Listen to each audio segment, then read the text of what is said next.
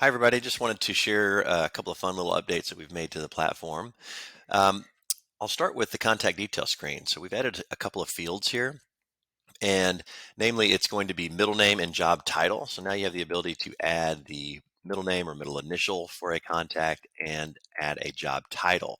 This is also true for the alternate contact on the same record as well. We've also added merge fields that accompany these new fields.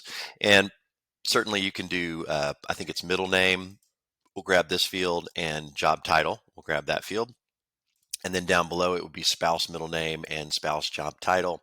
We also have created a new merge field called full name and full names. And the full name field will grab first, middle, last. So you can have that formal merge name rather than simply a first last information when you do the merge field for first last names.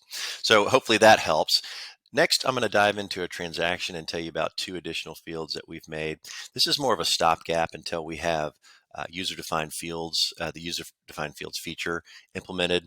But I know many of you were in need of an occupancy field for information, occupied, owner, or tenant, or vacant.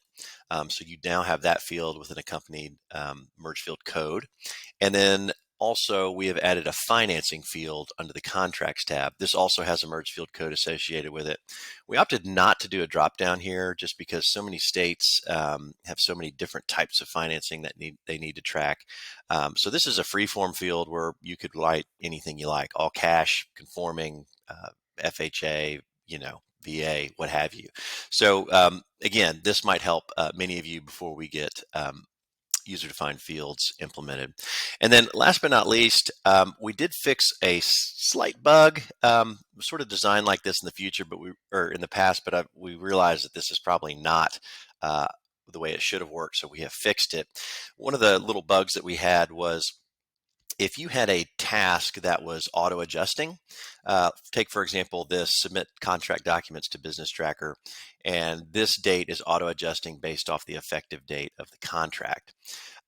If you manually changed this date to the 2nd, and then I subsequently changed the effective date, it would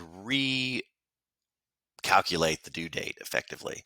And so this was causing a little bit of confusion to a lot of users. So now what happens is if you have an automatic adjusting task and you manually change the date, it turns off the auto adjusting. So if you snooze or if you manually change, you'll see that the auto adjusting icon disappears.